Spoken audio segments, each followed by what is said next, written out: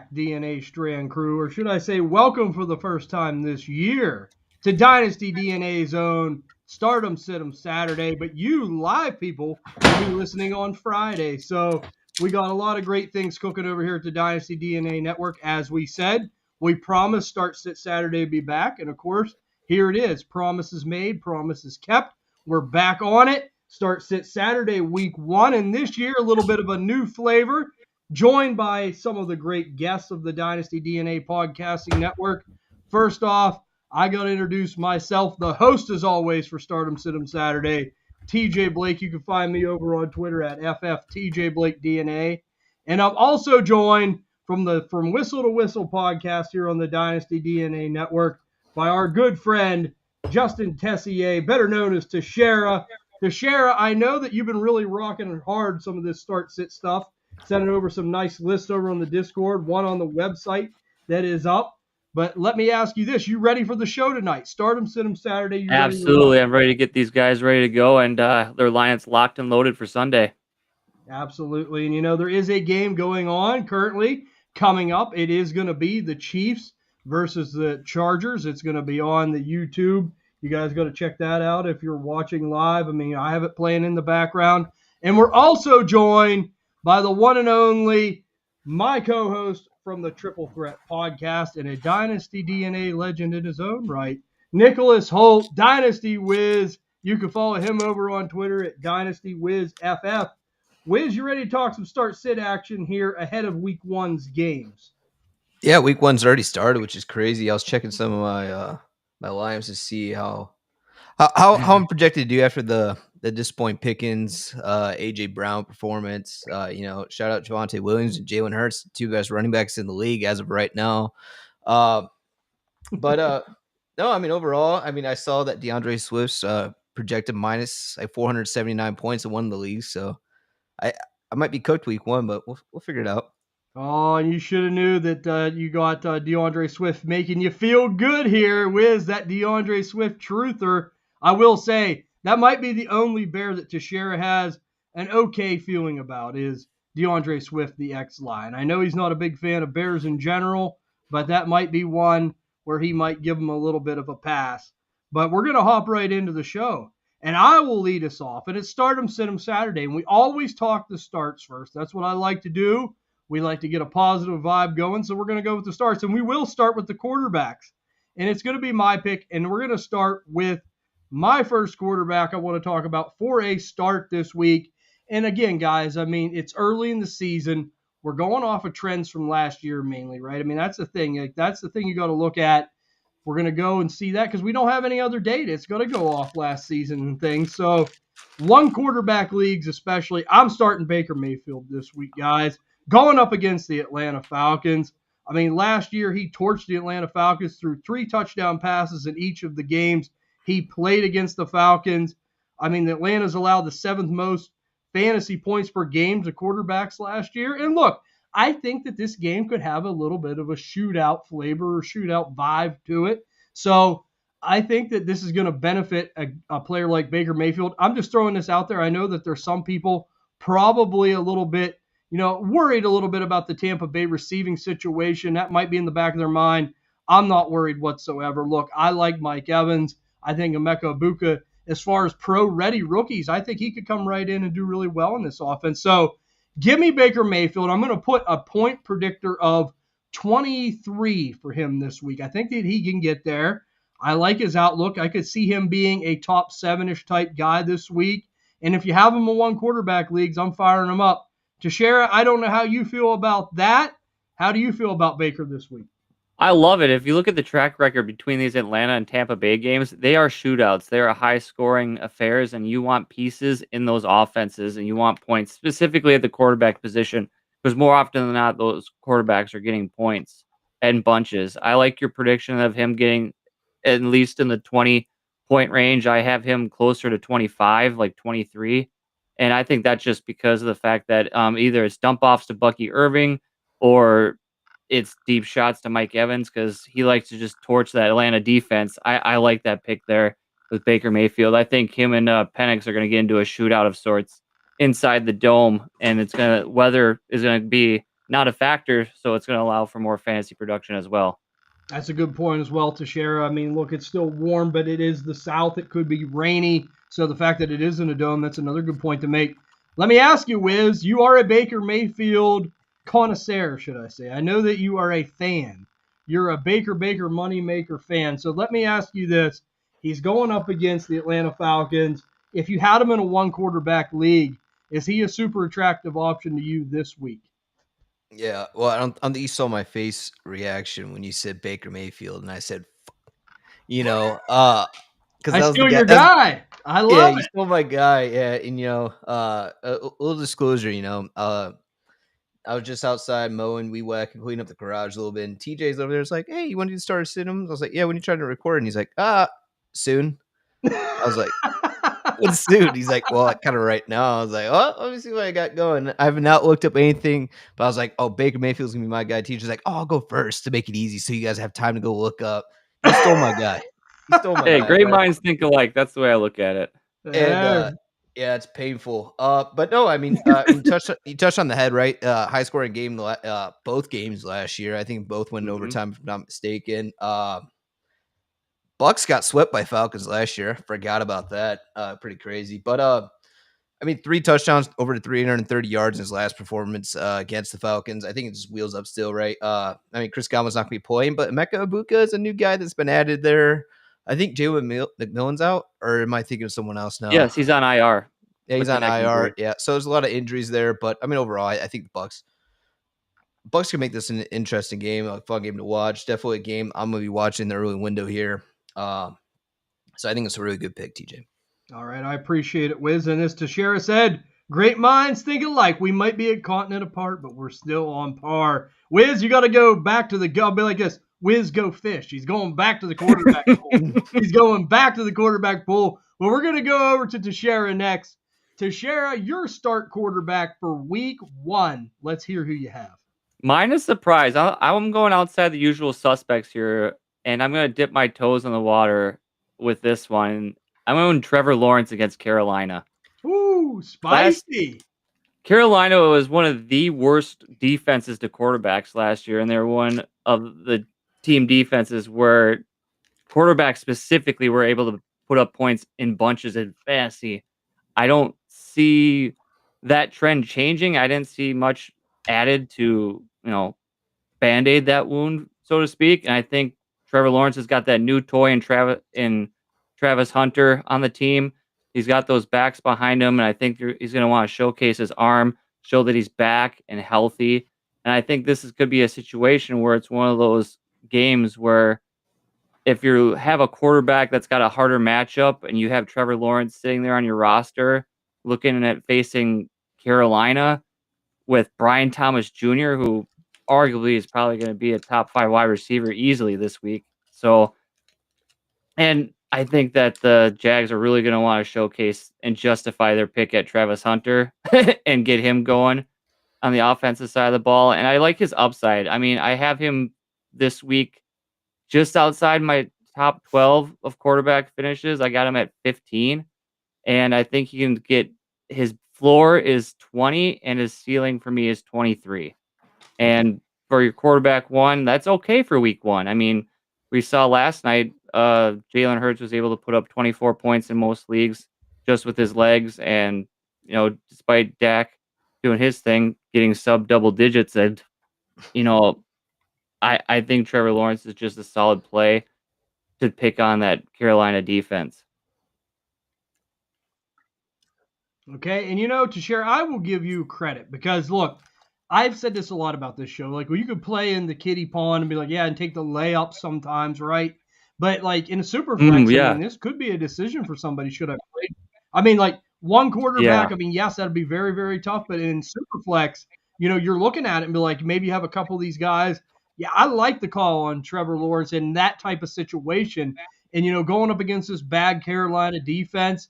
This game could go one of two ways. It's either going to be really boring or it could be very exciting, right? So, I mean, why not roll the dice? Why not give them the opportunity? But I still think that safe floor could be available against the Carolina Panthers. So I like the pick. Like, I could see a floor of high teens, maybe with the ceiling, being a little bit higher. And look, I mean, there's so many people that through the years have invested in Trevor Lawrence. You got him on your roster. He is a tough sell too, right? Like if you have him, maybe you couldn't sell him for what you thought was good value.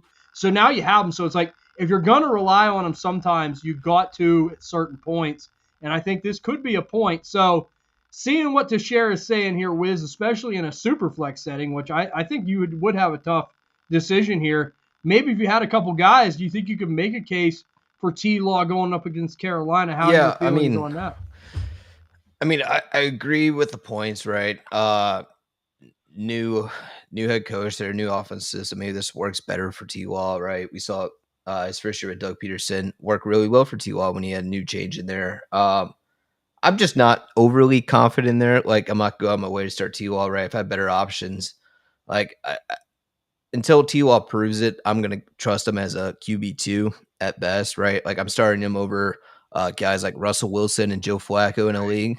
But then again, those guys are like, the only case I could really make a case for is Joe Flacco over T-Law, which then it's like, I don't know. I think T-Law definitely has more upside than Joe Flacco in here, but I don't know. I definitely don't mind it, and I agree with the points you made. It's just a little scary is all for week one. Mm-hmm. It is scary, but let me ask you this, Wiz. If you have Bryce Young or T-Law, who would you rather? Because that's a back-to-back. I mean, they're playing each other. I think I'm going to side with T-Law in here, right? And biggest reason why is just because the Panthers receiving core is really depleted right now, right? Jalen Coker's out. They traded Adam Thielen. So is Xavier Leggett going to step up? Is Ted McMillan going to look good in his first season as a rookie, right? They have Jatavian Sanders still there. Is he ever going to show any flashes this season? I mean, the running game, I mean, outside Chuba, that's the only guy I'm confident really to start in Carolina. Yeah, I mean, that's just it too. And I think I agree with you. But see, that's what I love about Teixeira there. Like, you have a couple of these options. You might want to pull the trigger. Like, I have, like, if you're going to have confidence, I think this has to be the week. And sometimes you got to be bold to win these games. So I like to call Teixeira, and that's what we like to do. Get off the rails a little bit. Don't take it easy on all of them. But, Wiz, here we go. We're on you. Quarterback start for week one. Yeah, I was kind of going back between the two, and I don't know if I should go with the nuclear option. Do it. Let's get spicy tonight. I feel like your T-Wall is already pretty spicy, so I kind of want to calm down. It could be, yeah. That's fair. But I'm going to go with Michael Penix Jr. here. And this is going for the opposite side of the Bucs game, right? We talked about before, high-scoring pieces. You want guys in the high-scoring game windows because anything can happen, right? Michael Penix, he definitely flashed in the last 2-3 games of the season where he started, the last 3 games, right? And if he's able to pick up where he left off, that's a huge plus. I'm curious if Darnell Mooney is in or if he's out, because I think that's going to help him a lot if he plays this week. Week one status. I have an update. He's a game time decision that coming from his social media page. Oh, well, game time decision on the shoulder. I mean, regardless, right? I think I still feel confident in Michael Penix, right? I think Drake London is going to have a good game. I think Bijan Robinson is going to have a good game. Ray-Way McCloud's definitely shown that he could hold down that 2 role last season, right? So if he could pick up where he left off last season, that's great news for him. A rookie there, Nick Nash, was making some waves in preseason and mini camp. So we'll see if he gets an opportunity, especially if Darnell's out, right? But if it's a high scoring game, get pieces in this offense, and that's going to be one of the guys I'm going to be starting this week. I love it, Wiz. And, that's just like I said, we're really thinking this game's going to hit the points. I don't know what the over and the points look like, but good chance it definitely could get over that. And you're right. Like, the Falcons are going to need Michael Penix to keep up with Baker Mayfield, right? Like, we're going to see a little bit of a sampling size of, like, maybe how good Michael Penix can be here. Because, look, this is the biggest foe in the division. And, look, you don't want to make too much out of one game, but this is early here, right? I mean, like, you're getting the team that could stop you from winning the division in week one. So, like, if you want to make some noise in this division, Atlanta has a chance right here. So, yeah, I mean, and again, even let's say it goes sideways. So, like, we go on the flip side of the coin here. Let's say Tampa Bay just absolutely runs away with this game, kind of. I mean, you're still going to get garbage time points from Michael Penix, throwing to players like Drake London, Bijan out of the backfield, Slim's buddy Kyle Pitts. We'll see how he does. I'm not not super expecting much. But we're going to go into the running back core here in just a second. But let me ask you guys this. Out of those three, who do you think has the biggest week this week? I just want to know real quick. Teixeira, who do you think has the biggest week? Do you think it's going to be Penix, Lawrence, or Mayfield? If you had to put your I finger think on it. it's gonna be Mayfield. I think he's gonna just absolutely dominate that game and that positive game script. I don't see them playing much from behind. Like I could see like a back and forth, and if it gets to the back and forth, I feel like his ceiling is higher than Penix's in that situation for fantasy. All right. What do you think about Wiz? You think it's going to be Baker as well? I mean, you stole my guy, TJ. So. All right. I love it. But let's go into the running backs. I mentioned it. You know, I got to go a little bit wild too. Like, you know, there's some people like, should I or shouldn't I? And this is more of a gut feeling. I don't have a lot of stats on this one, but I'm going to go with Travion Henderson against the Las Vegas Raiders. Now, there's a lot of people that have Travion Henderson out there, right? I think they're thinking, what should I do? Should I start the kid? Should I not start the kid? Start the kid. I think he's going to do very well in this game. I don't think he's going to set the world on fire, but I do expect to maybe see him get over that 12-point range. And if he gets over that 12-point range, he becomes a viable flex play with the ceiling of maybe being a viable running back play, doing a little bit more damage here, right? So I really like the Travion Henderson play. Like you look at the Raiders last year, they were kind of middle of the pack in fantasy points per game, rushing and receiving yards allowed to running backs. So it ain't like the most juicy matchup ever, but you know, this is Mike Vrabel here. I like New England's chances at home. You know, I've always said it too. This is more of a thing like you got a West Coast team coming to the East Coast. That matters, especially, you know, early or late in the season. Kind of in the middle of the season, things are kind of in the groove. Early, they're not in the groove yet. Late, teams are beat up. They're tired. So that kind of, for me, plays a factor early and later more than it does in the middle part of the season. So I like Trev here. And, you know, I do think that we're going to see some Ramondre. Don't be surprised if we see some Ramondre. I think that we will. But, you know, I love what Dynasty Dog Mike said about Travion Henderson, and I'll leave it at this, and this is where I'll finish. New England's starving for playmakers. You got to have your big playmakers on the field. So you got a guy that's super talented. He could bust one, but I think that there is a floor there of 12 points. So I will turn it over to Wiz first. Wiz, you have any objectives to that? Because, like, I think that there's a safe floor here, safer than people think, with the potential of a ceiling. Yeah, well, real quick, I don't know if you saw, but Chargers scored. Justin Herbert passed Quentin Johnston in the end zone there. Yeah, No, I'm not. Yeah, I was never in that fucking in that box on the side of the road. But no, I definitely see your point right in there. I think it's just a lot of gamble to make in week one, right? You don't know what roles are carving out, right? Mike Vrabel's an old style coach that, you know, he's going to lean towards the guy that's probably been there the longest, right? The guy that's a veteran that knows everything around the game, right? With Ramondre Stevenson. And that kind of gets me a little nervous here until I see what is actually going to be there. I think Travion Henderson's a good sleeper this week, right?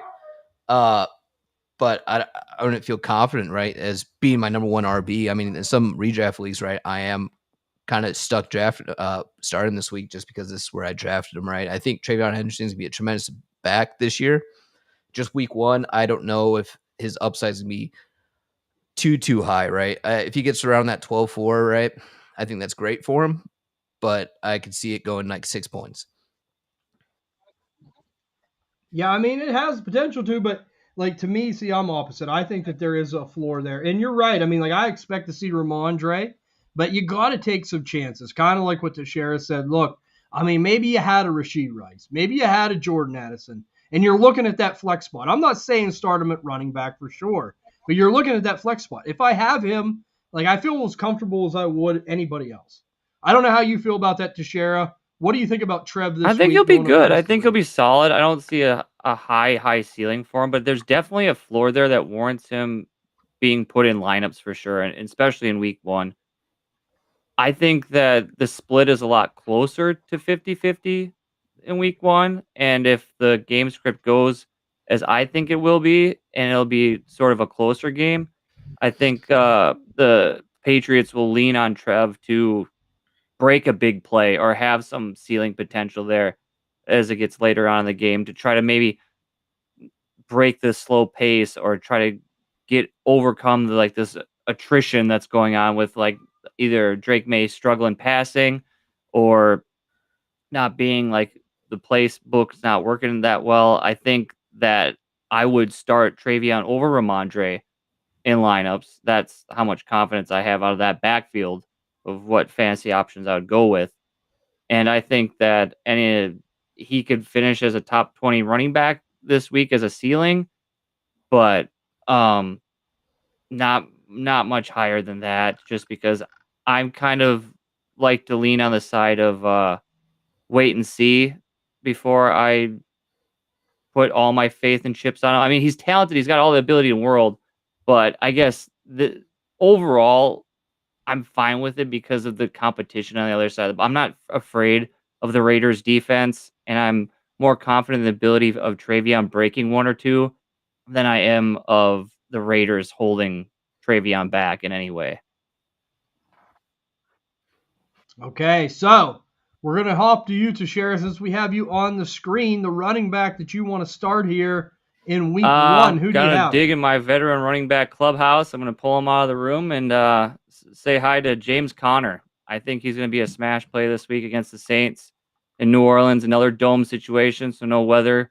And I think that game will be in hand quite early, and they'll lean on the pace of James Conner and the sturdiness of him, and he'll get the volume and the opportunities enough to warrant being in your running back 2 spot and have a safe floor this week as one of your floor plays in your lineups. I don't think he's going to have a huge ceiling, but if you want to look around in your lineup like, oh, if I'm going to swing for the fences, I want one of these bigger, flashier backs. If I throw James Conner there in my second spot, if I have him, I'm comfortable with him getting anywhere between like 10 to 12 points, and I'm okay with that.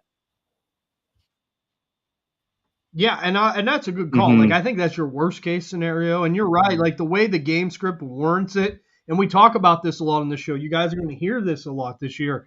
Game script, right? That matters, right? Like, okay, does one team have the potential to run away from the other team? Even if they don't, let's say the Cardinals come out and really kind of suck eggs a little bit, right? They're still going to beat the Saints. Like, I have confidence in that. I know a lot of people are going with Arizona and survival pools and things like that.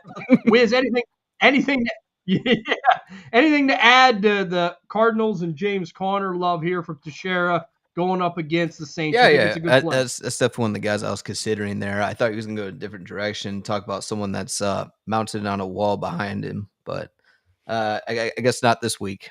Not this week for Aaron Jones. I'm trying to keep it spicy for people. Just go out the side of the usual suspects. All right. That's fair. Yeah, besides the usual suspect.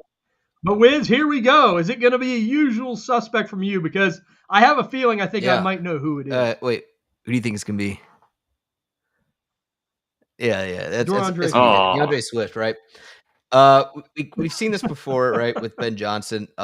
It's a lot of his offense. The importance behind it is getting the running game going, right? Because that's going to set play action down later in the game, right? And then that's really important for his offense to work in there, right? If lines were always playing behind, they kind of struggled a little bit with Ben Johnson's system. So I think, DeAndre Swift, who else is back there? Roschon Johnson's probably still banged up on the IR. You have Kyle Monangai that was banged up throughout for a little bit there. I don't know what his status is anymore, but it's really just DeAndre Swift back there, and I think he's going to get some checkdowns from Caleb Williams there. I think overall, just because PPR upside, right, pretty safe for him. Super excited to see where it goes, and also the Vikings are not that great of a rush defense from last year, right? I'm trying to see where they're at. I guess they're middle of the road, so they're 16th last year in rushing yards allowed last season. So, we'll see what happens there. I think he's a solid RB2 behind there, right? I'm not feeling overly confident into him. I start him as an RB1. But if he gets that touchdown upside, finds the end zone, I think in DFS, I don't know what his priced at right now, but I guess he's probably a good value, right? We saw in the Thursday night game that if these running backs are values, just throw them in there and see what happens, right? Javonte Williams won people fucking money. Who would have thought we'd be saying that in 2025? Oh, yeah, that is definitely a surprise of all surprises. But let me say this, Wiz. It is a good play, and I don't blame you. The stats back it up. I mean, things merit that. But I am going to say for the first bet of the year that Travion Henderson outscores DeAndre Swift this week. If I win, you buy me a pizza. If you win, I'll buy you a That pizza. is spicy. I'm going to be glued to the TV for that one. Okay.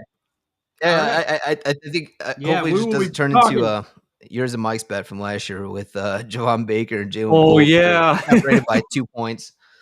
I think they scored 5. And who won that bet? I still didn't get my pops from Mike. I'm very disappointed about that. But I think I can let him slide because it was very unattractive, and I think we both just bury your heads down, man. So I had to let that go. Yeah, definitely. It was definitely bury your heads in the sand type of deal. But let me just say this. We're going to go over to receivers. I will lead us off. And, this one's going to be a little bit of one that's coming out of left field here. But we talk about history and things like that. We talk about getting a little bit spicy here. And that's what I'm going to look to do. I'm going to go with Khalil Shakir against Wiz's Baltimore Ravens because you go back a double-digit fantasy points in both games against the Ravens last year. Khalil, the Raven Shakir killer is what I call him. He just absolutely torched you guys a couple times last year. And look, we kind of know how this is with Buffalo. It's kind of hit or miss, but whatever he might have been doing against that defense was working, right? And we talked about this. We don't have a lot to go on right now, but we do go off trends. We do go off things we've seen last year. I do know Baltimore's a good team. Maybe they could make some adjustments. But look, I mean, again, if you have a Rashee Rice and he's out, you have a Jordan Addison, I feel good throwing Khalil Shakir in there. Look, I think that you're going to have a floor of right around 10 points with a ceiling of possibly 18. And I feel good about that in a flex or a wide receiver 2 position if you have short rosters and you're really banged up or you have people that are out. I will go with that just based off of what we've seen in the past. I mean, he's ranked 12th among receivers in fantasy points per target and 6th in yards from the slot. I mean, the Ravens allowed the 9th most yards to slot receivers last season. I know that they've made a little bit of changes, but again, we got to go off trends from last season. So give me Khalil Shakir here. Now, Wiz, being the Baltimore fan that you are, you know this team. Are you a little bit feeling better about them stopping a Khalil Shakir this year based on their defense, maybe the offseason moves that they had? Where are you at with that? Yeah, I mean, I don't think Khalil Shakir. I feel it, right? Baltimore defense does this a couple times in a season, right, where we just clamp down one of the best offenses in the league for no reason, and we just whop them, right? And then other games, right, a shitty fucking team comes by and they'll drop 30, 40 points on us because we don't know what the fuck we're doing, right? I think this is going to be one of those things that it's going to be a low-scoring game here in Orchard Park. And I don't know if that's going to help out Khalil Shakir, right? I mean, you get a high target volume, that's cool, but we don't really see Josh Allen hyper-target anyone anymore on his team anymore. After Stephon Diggs left, they've kind of spaced it out to whoever is going to get the ball for that play in that drive. They don't have a guy they try to force feed targets over and over and over again, right? Marlon Humphrey, he's going to be our primary nickelback there, so he's going to be playing in the slot. I think he's a real good slot. We also added Jair Alexander. Pretty big ad. That's a big addition for the team. We have Nate Wiggins over there on the left side. So I don't know. I think our safeties are probably the best secondary in the league right now. I will say that confidently. It's going to be about, are we going to be able to get the line going? And if we get the line going, get Josh Allen uncomfortable in the pocket, I think we're going to shut down Buffalo. So I don't know. I'm kind of fading Buffalo assets. All right. Obviously, you got to start Josh Allen, especially wherever you take him. It doesn't matter if you draft or whatever. I just wouldn't be surprised if this is a low-scoring game, and those assets you depended on are not good assets. So I would sit Khalil Shakir personally. Okay. History. Wiz is going against history. And what's that saying? History, repeats itself.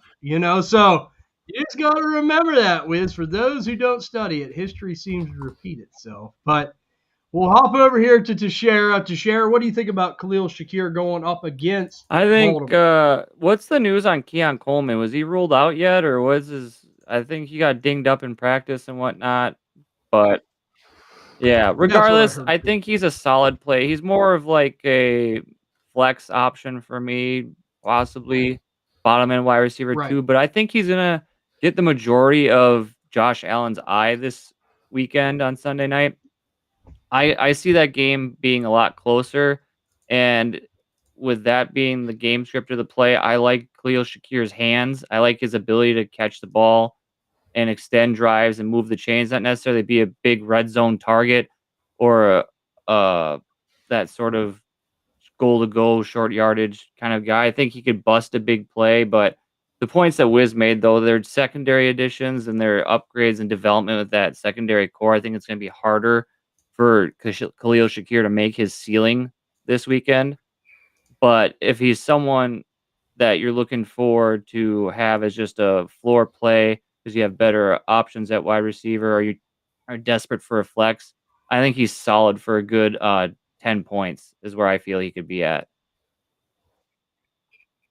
Yeah, that's what I feel too. I mean, like, Mhm, it's not the worst start in the world if he gets that, So, but I think mhm. there is a ceiling there. I really do. I mean, well, okay, so you want to talk about history go ahead. Oh of boy. ball, right? Your history repeats itself, right? The last time the Bills Ravens played Week 1, do you know what the score of that game was, TJ? Since you're a big history guy, 47-3. I would say, Yeah, 47 to yeah, 3. All I right. know. What about the year after, right? Oh, Dolphins played the Ravens. What was the score to that one? 59-10. Baltimore won. Browns Wow. week 1 the next year, 38-6. Raiders is the outlier in Yeah, but this. you This is got where I was talking about where the Ravens will randomly shit the bed randomly. The Raiders dropped 33 on us. And then uh-huh. afterwards, we played the Jets. Aaron Yeah. Rodgers last year, week 1, they put up 9 points. So one team in the last 4 or 5 years have scored more than 10 points against Baltimore in week 1. And who won the Oh boy. playoff game last Okay. year? Wiz. Yeah, and guess who Buffalo. won the I'm just saying AFC they're gonna be last coming year? for it. Not Buffalo because they choked. You know, that's the Well, dumbest argument I hear on well, yeah, sports but talk radio is that, they always pull up Lamar Jackson's playoff. They're like, "Oh, you just can't get it," and they talk about Josh Allen like he's done something more. He's done the same as Lamar. He just has less right. MVPs, and he also fucking shits the bed all the time in the playoffs. Like, but they talk on him a different Well, look, fucking. Oh I my don't blame god, you're Lamar. going to be in a tangent, DJ. I blame Harbaugh. I blame you know what the problem is. You got the Steeler problem. You Oh yeah, guys are but just Sean one like Sean we're on a McDermott's way better stairway. out there in Buffalo. You're Oh, yeah, he's a well step he's above. a Yeah, he's we a got to step work above together you like the guys. Taliban, Yeah. right? Famous Sean McDermott quote. It's Get one out of step. here. It's one step at a time. One step, and everyone has their issues. But you're right, Wiz. I mean, I know Baltimore usually comes out okay, but the Oh, Bills have their except number. in They're like a last year's kryptonite season, to right? them. When we fucking absolutely stomped them in the normal season, regular season. Oh, Yeah, but what is history it? It's doesn't repeat Orchard itself. Park. You're talking It's about the Orchard playoffs Park. now, and that's your justification for it. I don't know.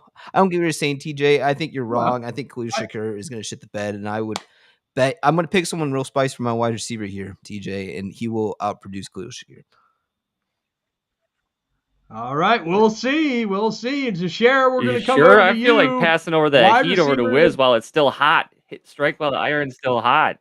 Nah, All right, all we'll let right. him simmer up there before he melts the glaciers in Alaska. But we'll go over to you, to share. What do you have for My us for a start of start the here? week is on the other side of the ball. I got Zay Flowers as my start of the week at wide receiver, and I think the Ravens are absolutely going to ball out against the Bills. All of those points of like those demons and that monkey on their back that they can't get past this, can't get that. I think the Ravens are on a warpath this year, and they're going to just scorch earth everybody on offense while they can. I mean, if it's not Derrick Henry running all over the place, I feel like Lamar Jackson's going to go to his number one. He's going to stick with Zay Flowers, and I see a high ceiling play with Zay Flowers this week. Like a floor is 15 points with a ceiling of 20. I think he could easily get multiple touchdowns and at least a handful of grabs for about 60, 80 yards. I think Lamar is going to cook and he's going to want to outplay and use that momentum of wanting to be better than Josh Allen and be perceived by everybody else as not as good as Josh Allen. I think he's going to ball out and actually have himself a game in Buffalo and kind of stick it to him. And I really like Zay Flowers, he's one of my sleeper wide receivers this year for people to have gone out and acquired for maybe affordably prices or cheaper because they might be down on him or not really feel like he's living through the hype of his draft capital, what we all invested in him when he first came into the league. And I think he's being really underappreciated and undervalued by a lot of people in fantasy leagues. And that's when you want to strike for wide receivers because I think this is going to be his best season for fantasy in 2025.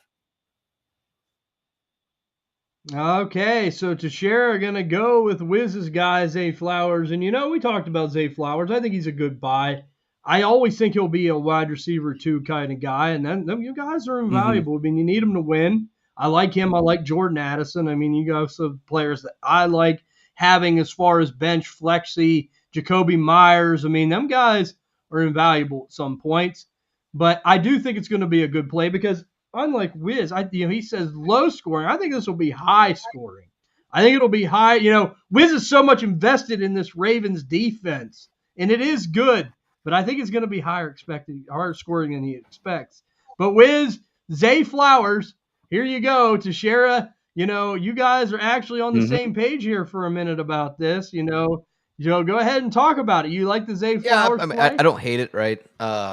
It's like I have my reservations about Zay Flowers, and the biggest thing that I don't really roster him a lot in dynasties because I just don't think he has the clear, like, top 15 upside in a wide receiver, right? I don't think he's ever gonna be able to crack in there. I think he's gonna be a solid wide receiver 2 for most of his career, right? I mean, maybe he has a season like Terry McLaurin or DJ Moore where he moves somewhere else, right?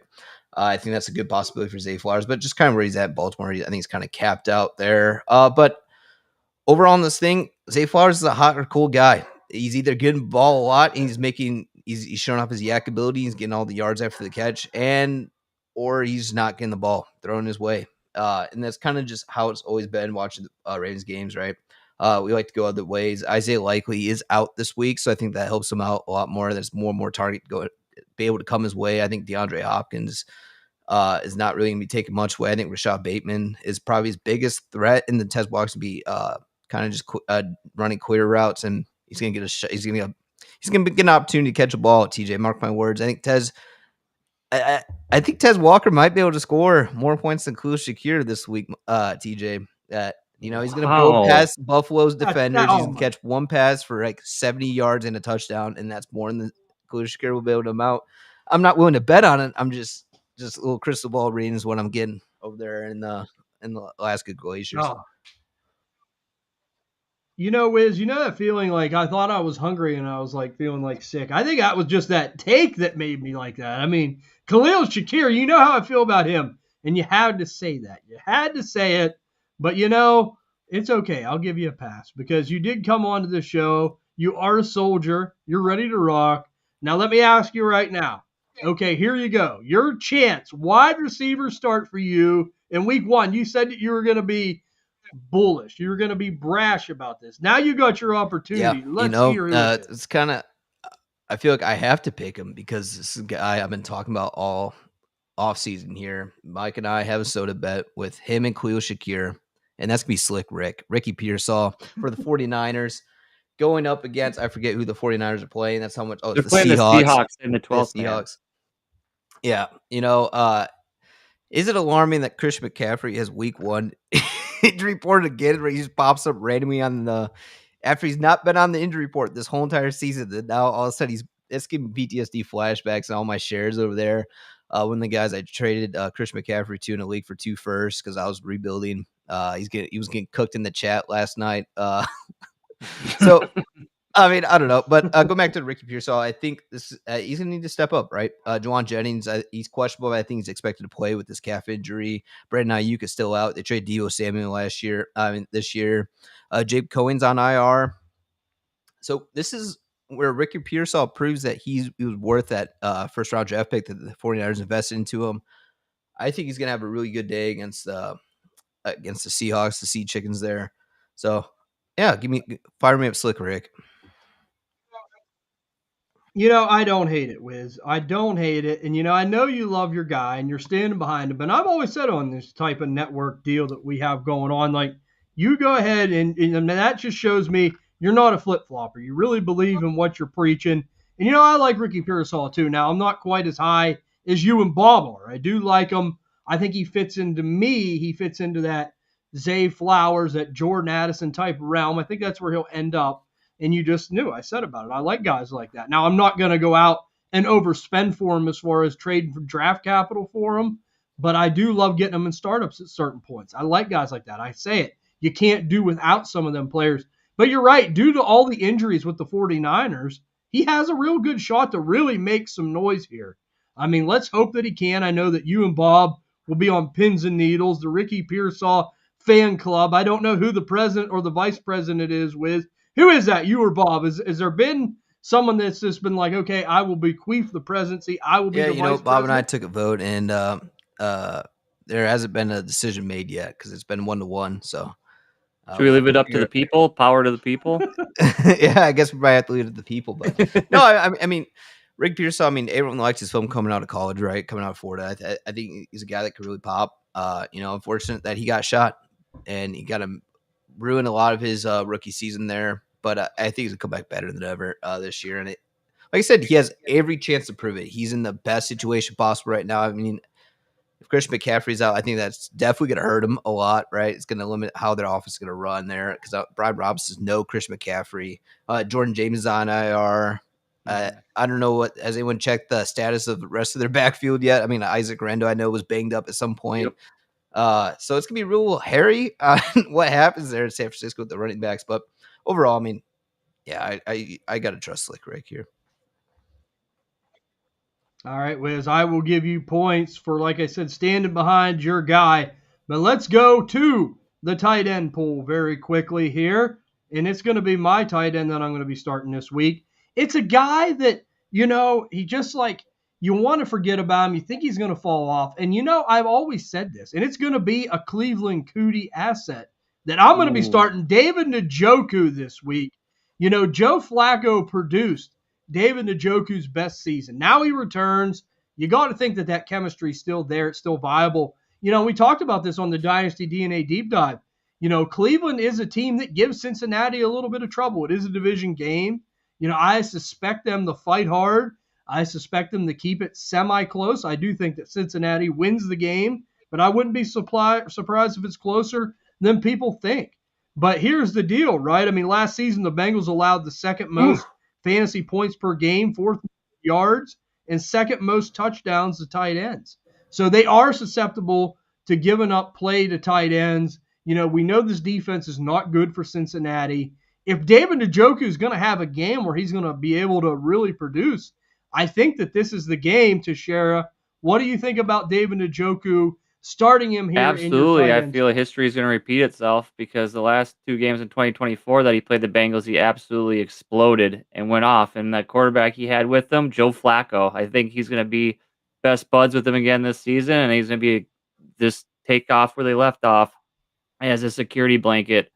And the game script will dictate them that they're probably going to have to throw the ball out, and he'll be getting a lot of targets and volume over the middle of the field and in the red zone. He's always been able to, when healthy, bust off the ability to have a big play, and he could be a nice ceiling play for you at the tight end position. I really like that pick, and I really like picking on that Bengals defense because they're bungling all over the place.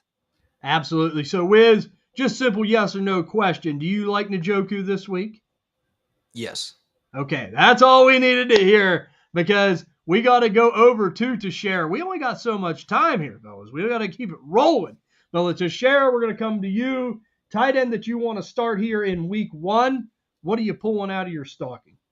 I'll go with Hunter Henry against the Raiders. They were one of the worst defenses against tight ends last year. And I think that it's going to be Drake May's best friend is Hunter Henry. I don't think there's going to be much of a showcasing of the wide receivers. I think it's going to be the Drake May, Trevion Ramondre, and Hunter Henry show against Vegas this weekend. I think they'll do a little bit more of a conservative offense to start off the year they'll kick the tires around and feel what they got.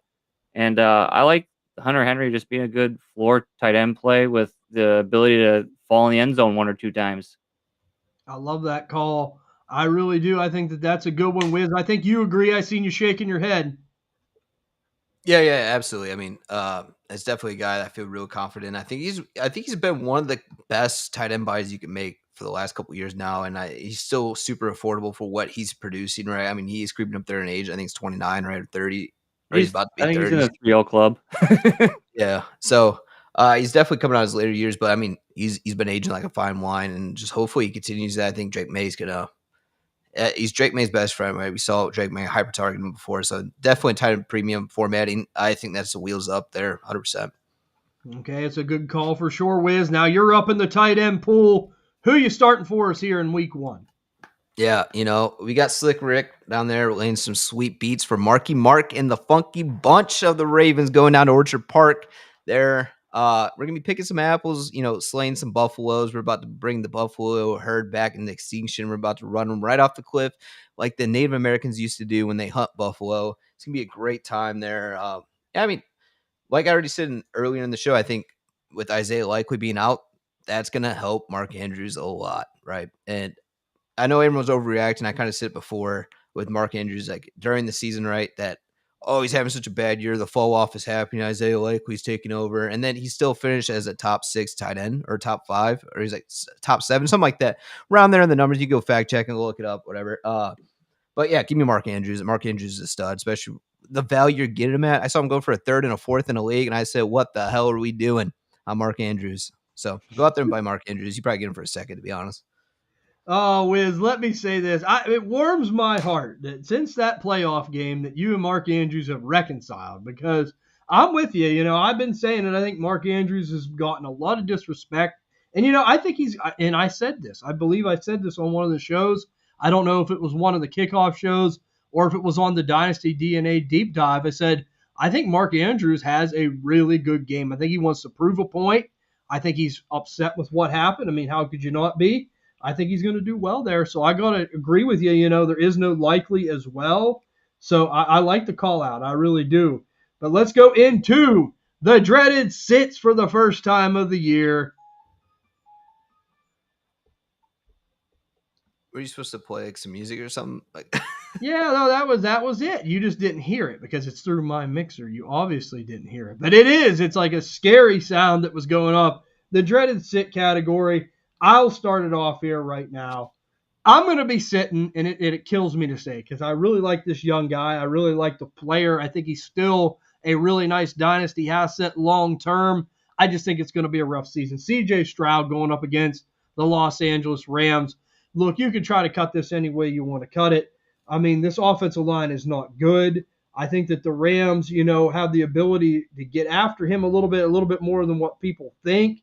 And, I just think it's going to be a rough year. And I think he's going to be a guy that you can't really rely on in many situations this year. Now, you go up against a team, maybe like, let's say, a Tennessee Titans or somebody like that.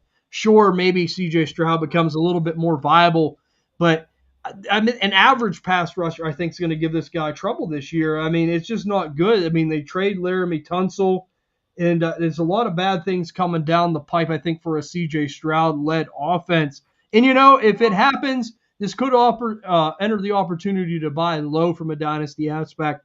I still believe in the kid. I like the kid, but I think this is going to be a really rough week 1. And, I think a lot of people are seeing this game. I would not be surprised if this was low scoring with Matt Stafford's back issues as well. I don't know how you feel about this, Teixeira. I just do not have a warm, fuzzy feeling about the offensive line for Houston. I mean, hey, if he is, and I say this a lot, if he's a guy that is your number 1 and you don't have a good option at number 2 and you have to play him, then okay, you could play him. But if you have a Trevor Lawrence, and you mentioned, I think I'm starting Trevor Lawrence over C.J. Stroud. I don't know how you feel about this. For me, I feel that CJ Stroud's a desperation play at the quarterback position. I think that front 7 of the LA Rams is definitely something to pay attention to this season. Yeah. They definitely showed their own against the Eagles in the playoffs and that whole playoff run they had. And another year growing and developing together. And I think they're gonna punish the Texans offensive line at home. And the only way I can see CJ Stroud having a ceiling is if he throws the ball for over 40 times. Like, they're gonna have to have a negative game script, be down a couple touchdowns, and you just gotta take the bad with the good. And he might throw a couple picks, Might get sacked a couple times, but he's also got the volatility of maybe throwing 3 in the end zone and making up for it. But I just think it's too much variance, too much risk in your lineups to be relying on a CJ Stroud that I feel more comfortable, like I said earlier, going with like a Trevor Lawrence or someone in that tier of quarterbacks with better matchups than playing one of those top tier quarterbacks like CJ Stroud. It's just for your week one matchups. And if you're already behind after Thursday night's game, it's not a good recipe for success going into week one on Sunday. Yeah, I agree with you. And, honestly, we do the Dynasty DNA morning shows in the Discord. We pick an anytime interception thrower. I would not be surprised if CJ Stroud's somebody's pick. I mean, he definitely could be. I mean, going up against his pass rush. Wiz, you have any different feelings about CJ Stroud? I'll let you close it out before we move on to Teixeira's quarterback. Oh, man.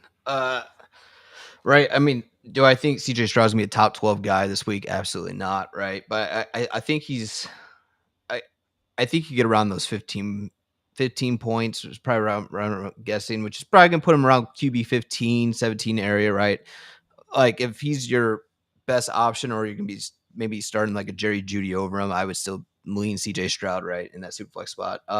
Do I feel overly confident about him? Absolutely not. But I mean, this is kind of like each your own type of thing, right? I have to start either Trevor Lawrence, CJ Stroud, Russ Wilson, or Joe Flacco in a league. And I think I'm just going to roll with CJ Stroud and Trevor Lawrence, right? Just picking my better guys in there, which I think I might sit on it. I might start Joe Flacco over CJ Stroud. Who knows? We'll figure it out. But you're right. I mean, if you don't have a better option or you're stuck, I mean, sometimes you just have to make the play. But, it's one of them things. If you can make a pivot, I think I would.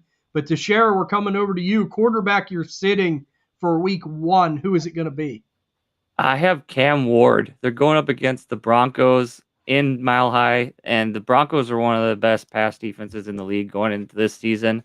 And I think it's going to be a really rough, tall task. I know we drafted him in rookie drafts and have high hopes and on the hype train. I'm one of those people on the hype train, but this is going to be thicker than a brick wall he's hit for fantasy purposes in playing the Broncos.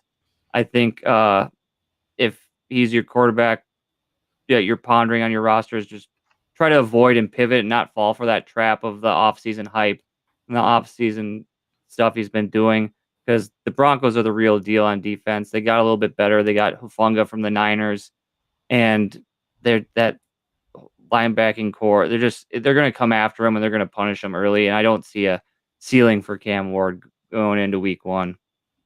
Yeah, I mean, I have to agree. Somewhere Dynasty Dog Mike has to be upset about this. You know how he is, but you're right. I mean, like for a rookie coming in on the road, you couldn't ask for a tougher set of circumstances, right? I mean, it definitely.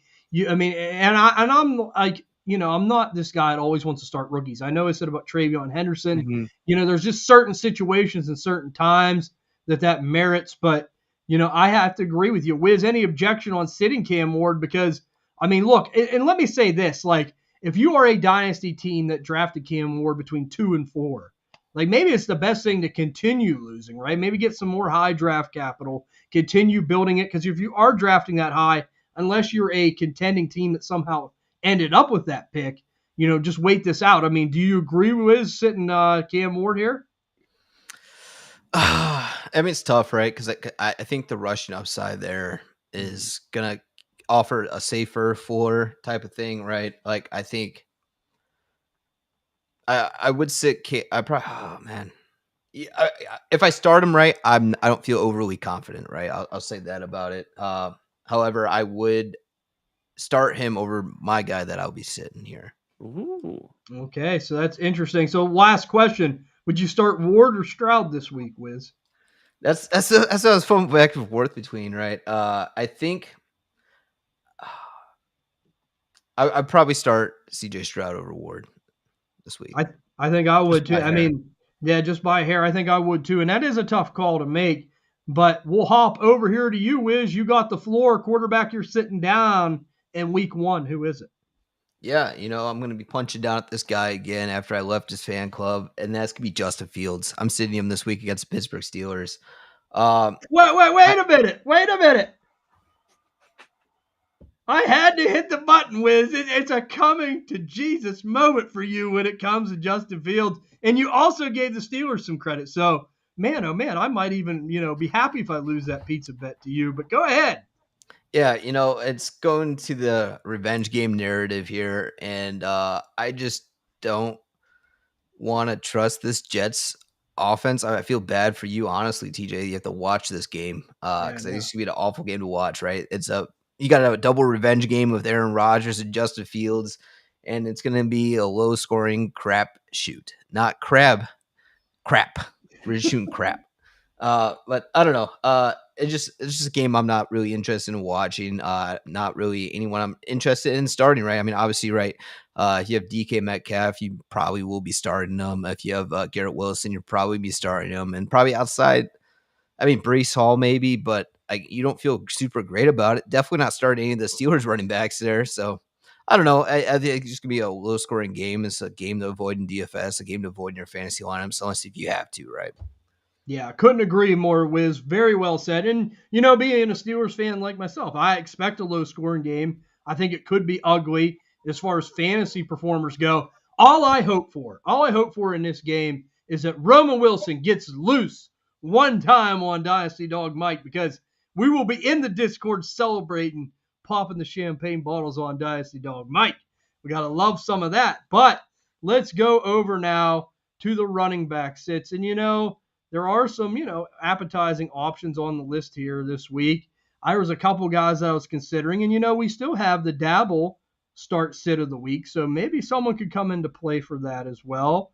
But, I'm probably going to have to go for a sit this week, and I usually do this on this show.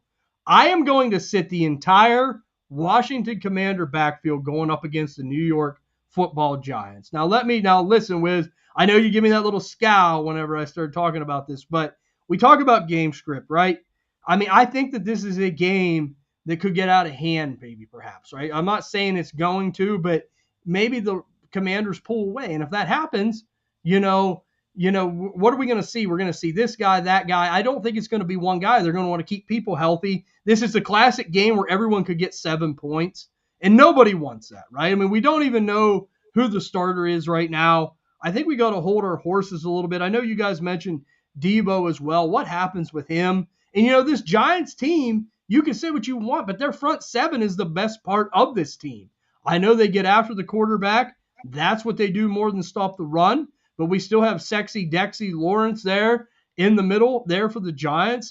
I think that they're going to be able to hold their own more than people think. Either it's going to go, they're going to stop this team, it's going to be closer, or it could be a blowout. We're going to see this back, that back, and we're going to have 7 points. So I don't like that. I don't like seeing, we're talking about waters getting unmurkied here early. I want to see who it's going to be before I put my faith in a JCM, in an Austin Eckler for sure, until I see it.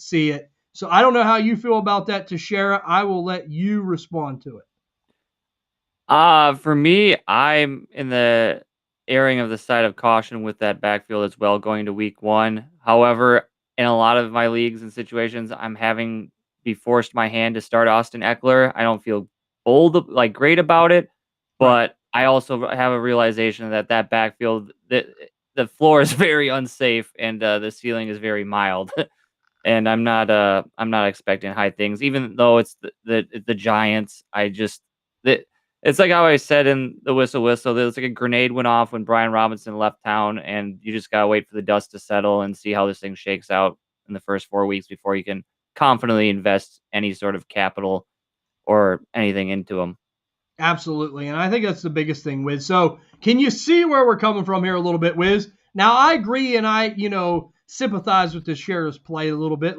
If you have no other options, I think Eckler, look, if I have him, he's the guy I feel most comfortable with. Mm-hmm. No doubt about that. I mean, I would say that, but I just think this is a classic game where, between game script and who's going to play what role, you can see a lot of guys having 7 to 10 points max, and I hate that when it's all spread out. Do you agree with that, Wiz? Yeah, I mean, 100%, right? I mean, it goes for everyone outside of Austin Eckler. I think Austin Eckler, I think he's gonna be fine. I think he's gonna be getting the double digits points this week. So I don't think it's bad for your flex lineup, right? But I mean, for JCM, Bill, they have Jeremy Nichols back there, Chris Rodriguez. Those are all kind of sort of the same, similar kind of backs. And we know they like Jeremy McNichols from last season, right? We saw him poach a lot of goal line touches from Brian Robinson. I agree with sitting those three, but Austin Eckler, I think he's fine in your flex lineup this week. Yeah, and I mean, look, I'm taking a gamble, and like I said, if I had him, he's my number one choice out of that group, no doubt about it. But see, like that's the thing. Like I think double digits is possible, but you know, I don't know, maybe 10 to 11, maybe you could find a higher ceiling there. Like I don't think he's going to be horrible either. I agree with you, Wiz. I don't hear what I'm not saying. I just don't know how high of a ceiling he has. And you know, Ty will probably just like disown me as a brother for saying that because we know how he feels about Austin Eckler. And Wiz come over and said buy him for cheap, and that really worked out for Wiz. And you know, Dynasty Dog Mike hates that when you bring that up, Wiz. When you bring up Austin Eckler for a fourth, you know, Ty was applauding you for that, and it all worked out for all you guys in the veteran running back clubhouse. But Teixeira, let's go over to you, running back. You're going to be sitting down here for week 1. Who do you have? I'm kicking it off and popping the bottle already. I'm sitting Kenneth Walker. I'm not falling for it. Oh, yes, I even love with the week 1 matchup at home, I just still think that Nick Bosa on that 49ers front is still, you know, volatile, and they still can keep contained. And I can see anything from first play of the game getting hurt to ceding carries to Zach Charbonnet in the second half, and he has a very capped matchup play this week. And you are I think more often than not, if you're stuck playing Kenneth Walker this week, you're going to be disappointed in the results that he gives you in your lineup, having him sitting there in your running back 1 or 2 spot. So he's my sit of the week. I could never go against you on something like that as far as Kenneth Walker goes to share. And, you know, you're right. I mean, this 49ers team, and Wiz talks about it a lot, there's still a lot of playmakers there, even on the defensive side of the ball. I mean, we got to give credit where credit's due. Fred Warner's a nice player, no doubt about that. And then, you know, Bosa, like you said, them type of guys. I mean, they definitely can stop the run. And we know one thing about Kenneth Walker. Slim's a Seahawks fan, and we hear it all the time. He's so inefficient. He's always looking for the home runish type run instead of just pounding it up in there and getting what you can, then maybe trying to take advantage of open space more. So can you agree with to share here a little bit, Wiz, being cautionary about Kenneth Walker? Because I've said it all off season. He is a guy that you got to be a little bit careful with from time to time.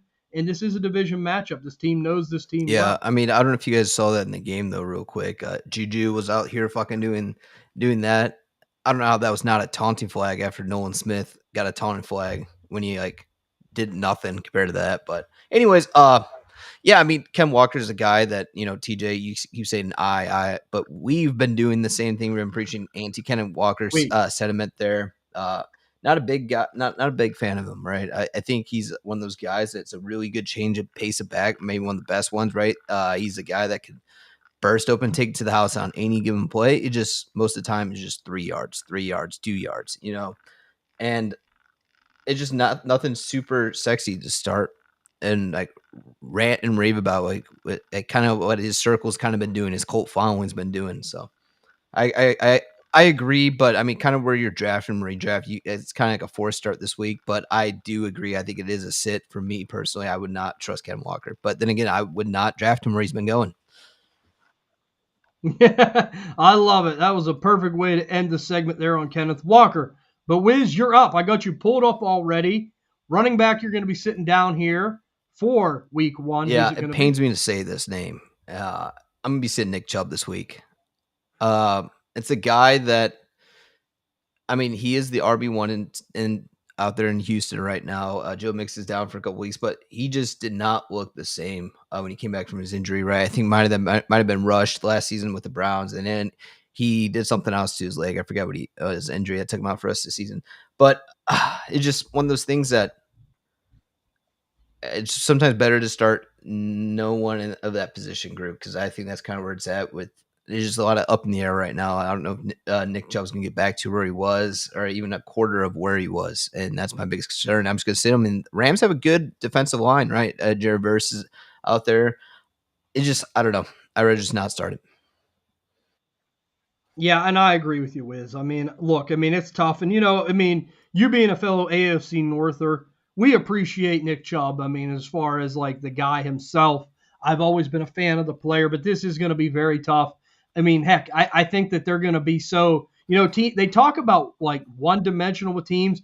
I can see Houston being no-dimensional this week. Like, it could be that bad. Like, I mean, they ain't going to really be able to run it. They ain't going to be really able to throw it. And if that's the case, it definitely is going to sting for a Nick Chubb, for a CJ Stroud, and a lot of these assets. Look, I mean, I'm a big Jaden Higgins fan. We don't know how he's going to shake in. I've always liked Christian Kirk, but this week I just don't really want much to do with the Texans. It kills me to say that, but I really don't. But let's go over to the wide receiver sits here. And, this one here is for you, Teixeira, because, I think it's going to be a tough sledding, and I think this game's going to be hard-fought, manly blows in the trenches, but I'm going to sit down Jaden Reed and some of these Green Bay Packer receivers going up against your Detroit Lions this week because, look, we know what both teams like to do more than anything. They both like run the football. That's how they're going to be able to be their most successful. We'll see who kind of wins that battle in the trenches. Everyone knows I was a big Matthew Golden fan pre-draft during the film process. Didn't love the landing spot. I really like this kid. I still believe in him. I think that it's going to work out just based off of what we've seen in preseason. I think, like Wiz said, Green Bay kind of needs that down the field threat. That's what Matthew Golden is. But this is very tough sledding this week. I mean, we don't know what Jaden Reed's health looks like. We don't know how the rest of this wide receiver core is going to shake out. I love me some Jordan Love.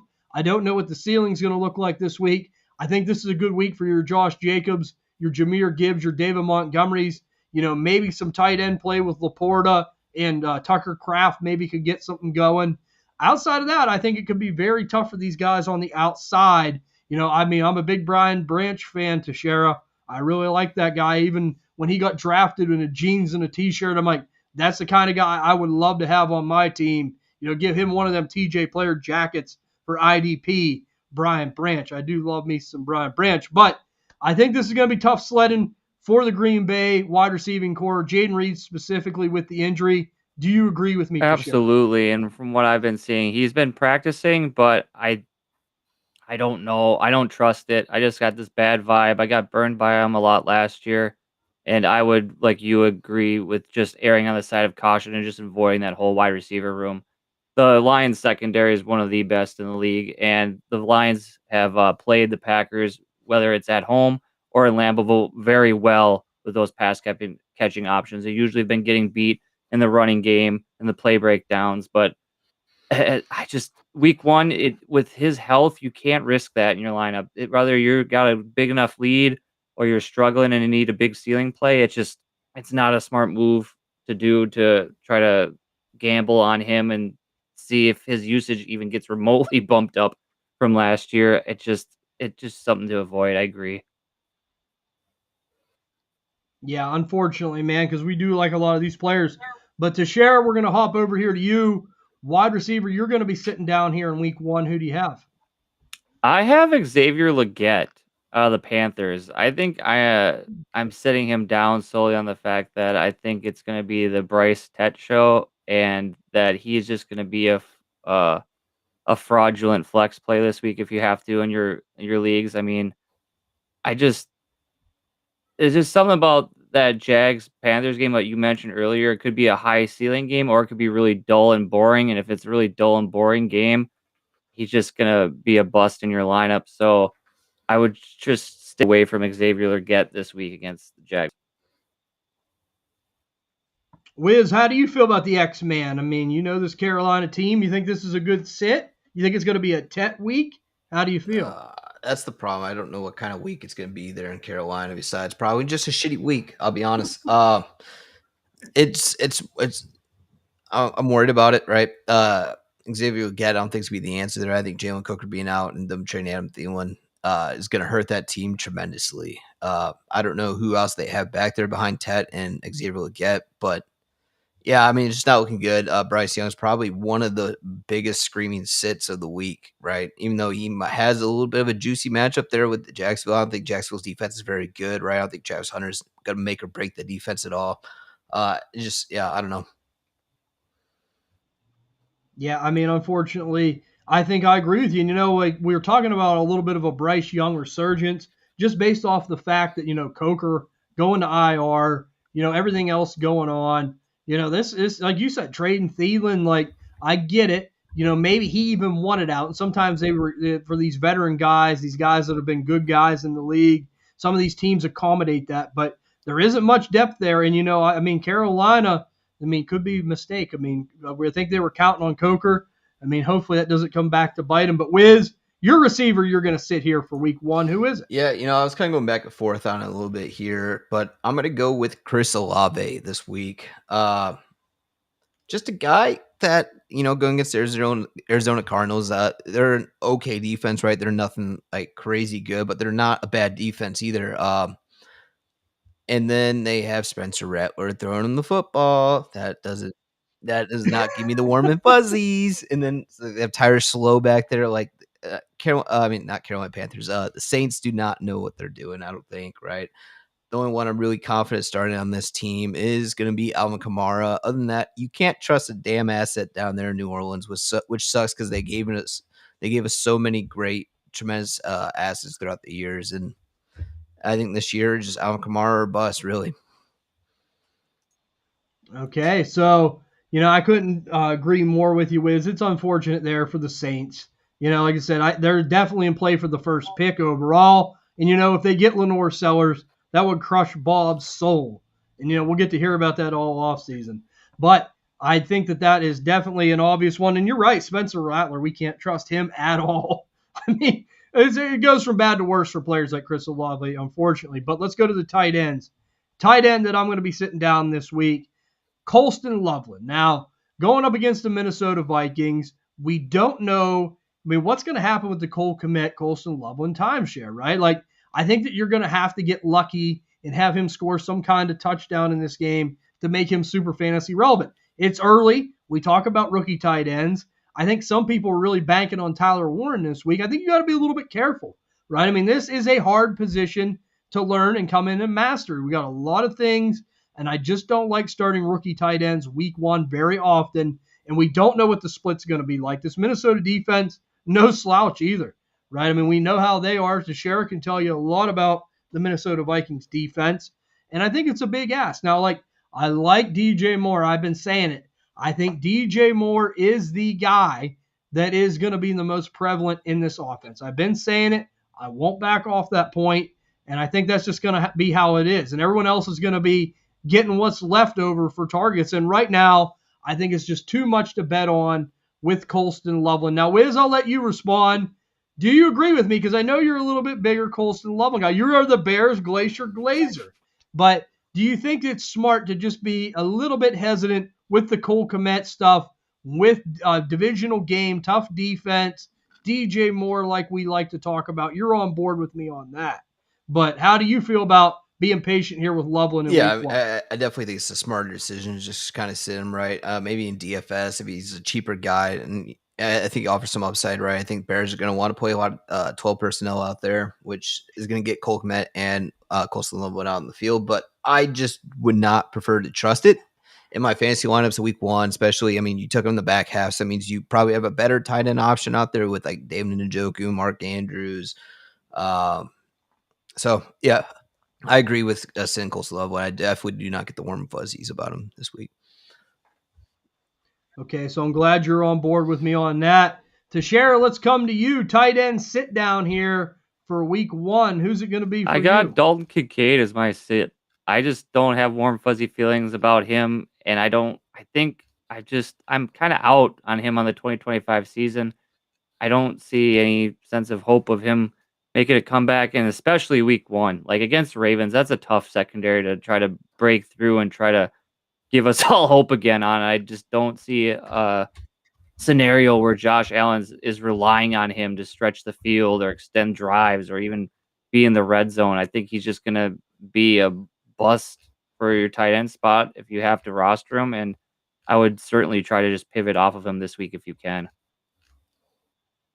And this is another thing. We've been hearing reports about, I have Dawson Knox and him kind of splitting snaps still. And that has to be a crusher. They're going to have to try to find a way to utilize this guy. But you're right. Like this week, Wiz talked about how he feels better about their slot matchup there with the Ravens. Like that's Dalton Kincaid too. Like you guys Wiz picking on Khalil Shakir. Well, that's his buddy Dalton Kincaid too. He likes to go out in the slot. So, Wiz, how do you feel about Dalton Kincaid? You are a Dalton Kincaid fan. You still have the mini helmet, I think, back there on the desk there. Am I right? You still have it? Yeah, it's probably behind the cards or something. Yeah, no, I mean, I'm definitely not starting Dalton Kincaid. I don't feel comfortable firing him up there, right? Like I said, I think this could be a low scoring game. TJ is on the side of I think it's gonna be a higher scoring game. Which, if it's the high scoring game, it's gonna be going the other way around with Baltimore just absolutely stomping the Bills, right? So yeah, I'll sit down. Dalton Kincaid. Wiz. Well, I know that crushes you, Wiz. But you've been honest. You're trying to help the DNA Strand crew. And you know what? I think that you are doing a great job on Start Sit today. But let me ask you, Wiz, coming over to you, tight end that you're going to be sitting down here in week 1. Who are you picking? Yeah, I'm kind of going through and trying to figure out like who's someone that's like gonna be sitting, right? I mean, who you should probably sit, and it's tough for sure. Because I'm trying to find like one of those mid end guys, but all right, this might pain some people here, but I'm gonna go with Zach Ertz. I'm gonna put Zach Ertz as my sit of the week there. I don't know. I feel like the Commanders might struggle a little bit in this game with the Giants, and I'm not saying they're gonna lose the game. Not saying it. Just saying I don't think this is gonna be a clear stomping fest that people might be projecting a little bit here. Okay. And honestly though, you're right. But too, this is kind of new personnel for Washington too, right? I mean, like if Eckler is indeed going to be an impactful force, he's going to get those checkdowns, right? And then you got Debo in there. What's going to happen with him? We know Scary Terry is still the alpha. So, I mean, he could just be, just another spoke in the wheel at this point, maybe in this game. So, Wiz, I kind of like that call. I really do. I think with him, you're really hoping touchdown dependency. Yep. Right? Like that's the thing. Like if you have Zach Ertz, you're really hoping for a touchdown. So I don't like to be in that position. So I'm on par with you on that. But let's go over to the last segment of the show, the Dabble Fantasy Start and Sit of the Week, brought to you by Dabble Fantasy, one of the biggest up-and-coming daily fantasy apps out there, guys. You got to check it out. Partnered and sponsored with Dynasty DNA. If you guys want to use it as a first-time user, use the promo code DNA4. And as a first-time user, Dabble will give you a free $10 in free play. You got to go over and try it. Check it out. But let's start with the Dabble Fantasy Start of the Week. And we're coming over here to me. And, I'm feeling good right now. I'm feeling real good about this one. I'm going to go with Bo Nicholas with the Denver Broncos going up against the Tennessee Titans defense. Look, I have a really good feeling about Bo Nix this week. I think there could be a really big ceiling there. Look, you bring in some different things to help improve the passing game. Evan Ingram, R.J. Harvey will be at least a welcome addition there to that running back core. And then, we got the rushing upside of Bo Nix, and I know Wiz loves that. He's always licking his chops about that. But this is a game that I think that they could really put it to Tennessee. Look, we talked about this with the Tennessee Titans. It's a work in progress. I mean, they've got a ways to go yet. I just don't see them being a team that has a huge ceiling in 2025. I mean, they made the right pick, I think, with Cam Ward. I think they got their guy. They just got to build around it. But there's still a lot of holes on that defense. So I'm going to go with Bo Nix as a top 5 finisher this week. Give me 29 points for Bo Nix this week. I think he's going to get there. What do you think about that, Tyler? I think that is what a way to start the season if he can bust out 29 points. I think he can. That Tennessee defense is definitely suspect. I mean, they have L'Jarius Sneed now back and healthy, and he might slow him down a little bit, but he's got other weapons. He's got Evan Ingram, he's got R.J. Harvey, J.K. Dobbins, and if other wide receivers outside seem to remotely have a breakout or some sort of space, that I think Nix is just going to surgically tear this team apart this week.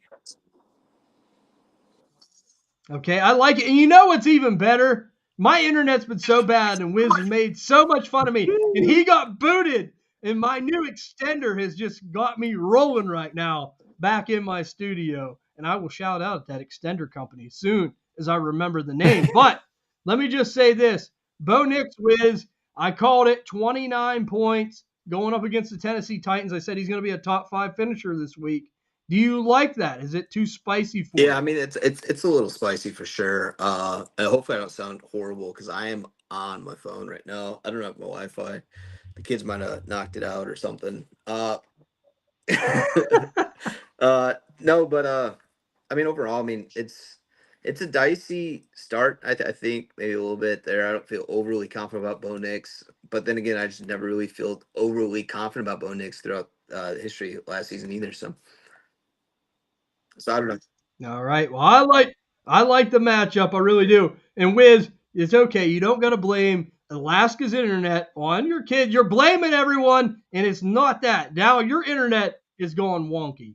That's what's going on there. But let's hop over here to Teixeira. Teixeira, you're on deck, my friend. What do you have for us as far as your Dabble Fantasy start of the week?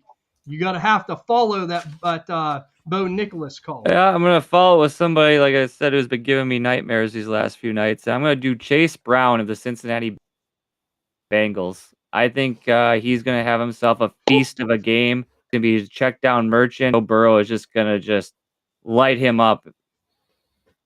And I can see him finishing as a top 7 running back this week. Ceiling of probably 20 points. And that's I like the matchup. Right. Oh, they have T there. They have Chase. Just feel like he's gonna make everybody feel warm and fuzzy for where they have him lineups and where they've taken him in drafts and really invested in him this offseason. Let me say this, Teixeira. I gave you a point like we were on the Turn Whistle show because when you say Chase Brown, you really got me excited. Like Wiz knows how that name is around here, Chase Brown. But I like the call out. I think he definitely has the potential. And look, I've been saying it. I mean, I would not be shocked if he has a giant season. And if he could get off to a good start this week, that would be a tremendous going up against this team in Cleveland that's giving them trouble. I like that. But Wiz, we're coming to you. Dabble Fantasy started the week 1, Dynasty DNA, Dabble Fantasy, the partnership of partnerships. We're talking about like the mega powers and back in the day in wrestling. I mean, this is great. What do you have for us? He froze. I love the pose, though. You can screenshot that, TJ. Yeah, I definitely should. I definitely should. I love the fact that his internet's going down the tubes after he made fun of mine. But oh man, that's we'll send him off into the abyss.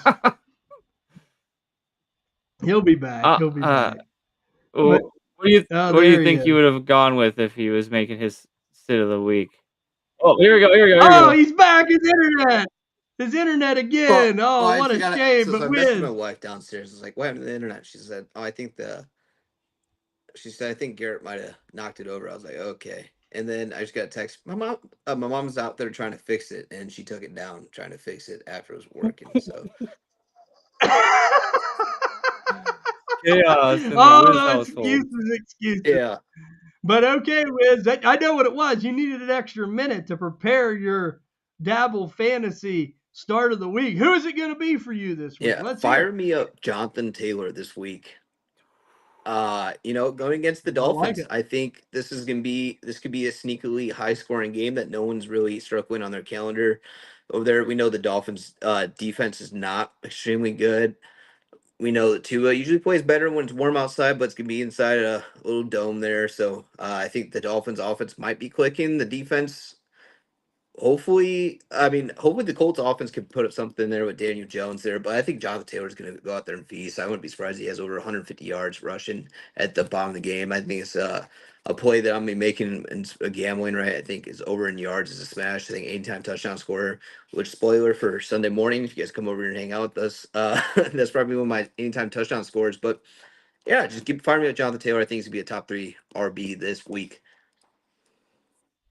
I love it, Wiz. And, I always like me some Jonathan Taylor. I think he's definitely going to have a big game. I'm on par with you on that. But let's go over to my underdog, or my Dabble Fantasy sit of the week. And, you know, there's a couple guys that I was really thinking about here. I wasn't sure which one to go with, but, you know, I think I'm going to go with it. I'm going to have to go, and, you know, it kills me to say this. I mean, you won't believe it, but, you know, I already talked about the Green Bay receivers. I'm going to have to sit down Jordan Love this week. I mean, like I said, it kills me to do it. I'm not somebody that does it very often. Don't worry, he will be back, but I think this is going to be a running game, Teixeira. I think this is going to be a running game, and I could see him just maybe coming out with 15-ish points. Ceiling could be a little bit better. It kills me to sit down my guy Jordan Love, but there will be other days and other fields to win the battle on. I think this is going to be a Manly Blows running game. I don't know how you feel about that. And look, I don't have a great feeling about Jared Goff either. I think this is a running backs game. I think so too. I think it could be a running back game, but I like the pass catching running back option with Gibbs. I think Goff can still thrive and survive with his options more so than Love. But yeah, I'm on the Love bandwagon this offseason. I want to see him succeed, but I I think he'll do good. I think he'll do fine. His floor is safe, but I just don't see a ceiling this week for him. I think sub 20 points and maybe a floor of 12, and that's I tough. know. It kills you. It kills you. It definitely does. And look, that's what our goal is here, to help people win. I mean, as much as I love my players, I won't go out there and say start this guy, because if I have a feeling it ain't going to go well, our goal is to help you. So that's who I'm going with. Teixeira, who is your Dabble Fantasy sit My of the week? Dabble fantasy sit of the week is Jalen Waddle. I don't believe in that Miami offense. I don't care that they're playing the Colts. It's just a duck is a duck is a duck. It sounds like one, it quacks like one. Jalen Waddle's a dud, and I just don't fall for it. I don't see it going well this week. It's going to be a sloppy, messy game, and who knows how Tua comes out, who's going to be his favorite target, if they're going to hand it off a bunch to A-Chain or what. It's just too much high risk, high variance for me to put in lineups or have on rosters, and just avoid the whole mess in general, and just don't get burned by Waddle anymore. Just stop. Teixeira says, mercy enough. How many points you think he gets, Teixeira? How many points you put him on? Not double digits. Probably between Not same. double digits. Oh, man. So how low can you go? It's like the limbo. Teixeira says He'll get some A.J. Brown numbers this week. He practices A.J. Brown numbers. Yeah, I mean, don't say that too loud. Mike is somewhere just breaking stuff right now about some of those things. But, Wiz, here we go. Dabble Fantasy Sit of the Week. Who do you have? I'm going to be sitting Jared Goff this week. You know, I've said it before, and I might be right, might be wrong here, and we'll find out this week against Green Bay. They're playing in Lambeau Field, right? I get it. It's not snowy out there right now. Wisconsin's probably really nice. Sure, I know you're close by over there, so it's you can probably beautiful tell us out here. I love it. Yeah. Okay. Well, yeah. So you can tell me whether more accurate, because out here in Alaska, it's not going to be the same. Maybe in Washington, I might be able to tell you guys the weather a little bit, but other than that, I mean, I can't really tell you. But overall, I think this game is going to be one of those just tough, gritty games that we're going to watch this week in the NFL, right? NFC foes, right? I don't know if the Packers are a big rivalry for the Lions fans as much as for the Bears, right? I grew up in a Bears household, so I know a lot about the Packers. It's always FTP, but this week I think I'm gonna be sitting the other side as well, TJ, with Jared Goff. So I just don't trust a lot of them. I mean, yeah, that's just it. I think it's going to be low scoring. I think it's going to be a Manly blow type of game. Who's going to win in the trenches? That's a good one. That's a good first one to watch. There's so many good teams and rosters in this NFC North. Teixeira could tell you all about it. But this was a great, great first episode of Stardom Sit-'em Saturday. Thanks to Teixeira. Thanks to Wiz joining us. Like I said, keeping a new flavor on this show, giving you guys more options, talking about this stuff. That's what it's all about. That's why we're here. That's what we like to do. And guys, we'll be back for week 2, maybe having the same, maybe some different people on joining us. That's what we talk about. We want to win the DNA Strand Crew as many championships as possible. And we're on our way. This is week 1. This is the first step. Hopefully that goes well. Guys, if you are listening and you haven't yet, join the Dynasty DNA Discord. You want to talk about an awesome tool that will really benefit you. I mean, as a fantasy fan, as a football fan, you just want to meet some new friends. It's a great place to do it. I mean, we're going to have the morning shows going over there, the Dynasty DNA morning shows, Sunday morning, where we will take your questions from start sit, from everything like that. I mean, it's going to be great. So you got to get over there and join it. We talk trade advice, everything you want, talk about the games, players, teams. It's awesome. Teixeira will be doing more game casting over there as well. I mean, he's going to be doing some stuff during like the Sunday night, Monday night, Thursday night games when he has time. And it's a great place. Talk to him over there. You'll have fun. Great dude. You'll make great friends with him. And he'll be on his way to help you guys win. And that's what we're all here to do. And Dynasty DNA is a great place to do it. If you are listening and enjoying the content on Spotify, Apple Pod, Stitcher, Amazon, any of the big podcasting platforms, and you haven't yet, please follow and 5-star the show. It greatly helps, and we so appreciate it. If you haven't yet, subscribe to Dynasty DNA on YouTube. Follow us on Twitter at DynastyDNA_. I know I speak for Wiz and Teixeira, everybody here at the Dynasty DNA Network, when I say we hope you guys win your Week 1 matchups and you have fun because football is back. And we will see you all